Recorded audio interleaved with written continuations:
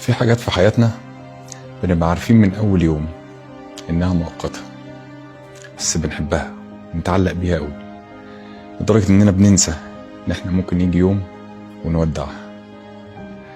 بس النهاردة جه اليوم اللي هودع فيه الملعب وأعلق فيه جواندي. قرار كل لعيب بيبقى عارف إن هو هيجي في وقت من الأوقات مهما كان متحضر له ومستعد له، بس عمره ما بيبقى سهل، لانك مش بتسيب شغلانه، انت بتسيب حياه كامله. حياه بدات وانت طفل صغير بيحلم يبقى لعيب، فجاه يلاقي نفسه عاش عمره كله جوه اللعب. رحله طويله اكتر من 33 سنه، عمري ما كنت طبعا اعملها لوحدي.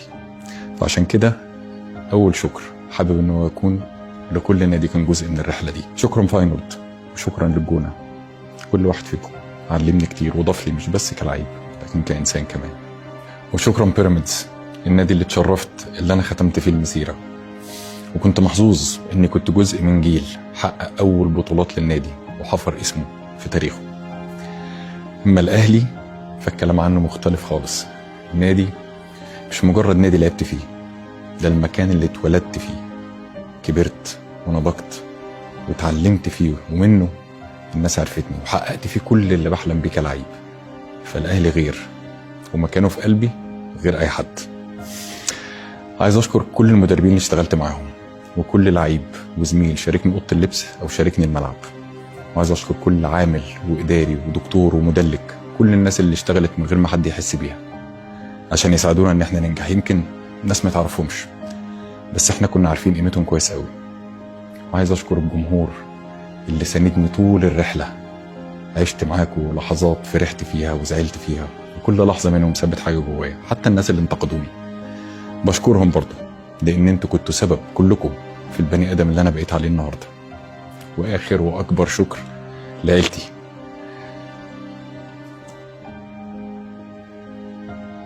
الناس اللي استحملت ضغوط الشغلانة دي.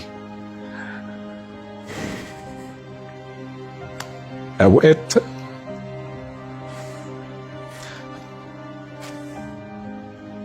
أكتر مني أنا شخصيا، وكانوا دايما حواليا وقت التسقيف والأضواء، وكانوا دايما أول ناس موجودين لما كل ده اختفى.